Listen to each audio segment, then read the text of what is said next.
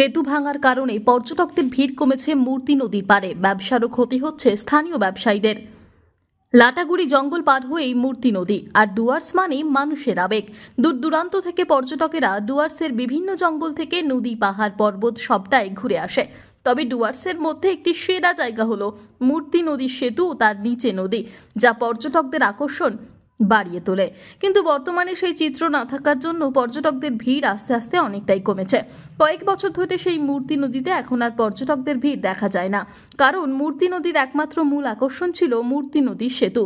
বর্তমানে সরকারের তরফে সেতু ভেঙে নতুনভাবে গড়ার কাজ চলছে, তাই বন্ধ রয়েছে চলাচল। কারণ সেতুর কাজ হবার জন্য চলাচল একেবারেই বন্ধ। এলাকার কিছু ব্যবসায়ীরা বলেন, মূর্তি নদীর মূল আকর্ষণ সেই ব্রিজ, অনেক পর্যটকদের আকর্ষণ সেই সেতুটির। এখানে এসে অনেক মানুষই ফটোশুট করেন, পর্যটকদের টানার একটি মূল আকর্ষণ। তবে সেতুর কাজ হওয়ার জন্য এখানে চলাচল নিষিদ্ধ, তাই অন্যত্র গেলেও তেমন ভাবে মূর্তি নদীর স্বাদ পাচ্ছে না। তাই পর্যটকদের ভিড় কমে গেছে, ব্যবসারও ক্ষতি হয়েছে। সেটা তো এখন বন্ধ রয়েছে। সেটা তো বন্ধ এখন তোমাদের এদিকে কি ব্যবসা চলছে? এদিকে ব্রিজে যে ব্যবসাটা হয়তো এখানে সেরকম ব্যবসাটা হয় না, কারণ ব্রিজে তো ওখানে রানিং লোক যাওয়া আসা করতো, জঙ্গলটা পার হতো, জঙ্গলে ঘুরতো। এখন তো সেরকম এদিকে এরকম নামার মতো জায়গা নেই ভালো, টুরিস্ট কম আসছে, টুরিস্ট কম, ব্যবসা এর ক্ষেত্রে বন্ধ যাচ্ছে, মানে খুবই ডাউন চলছে। মানে এখন তার কয়েকদিন পরে বর্ষা হ্যাঁ, এই যে 15 তারিখ থেকে তো জঙ্গলটা বন্ধ হয়ে আবার খুলবে সেপ্টেম্বরের 15 তারিখ থেকে। এখানে সিজন। তাহলে আপনারা কোন ব্যবসার সাথে যুক্ত? ডাবের ব্যবসা।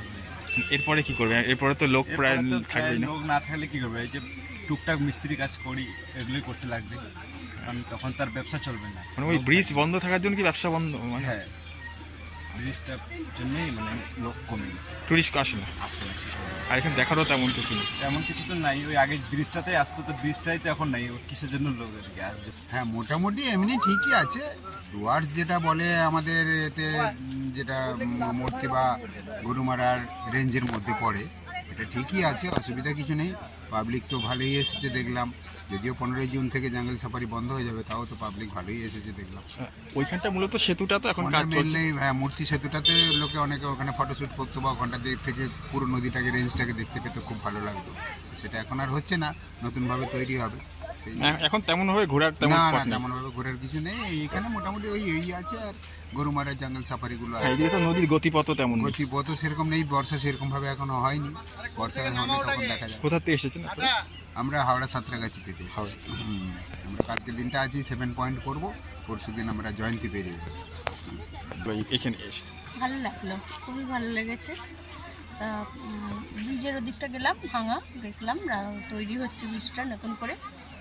এখানে লোক মোটামুটি ভালোই এসছে, দেখছি ভালো লাগছে।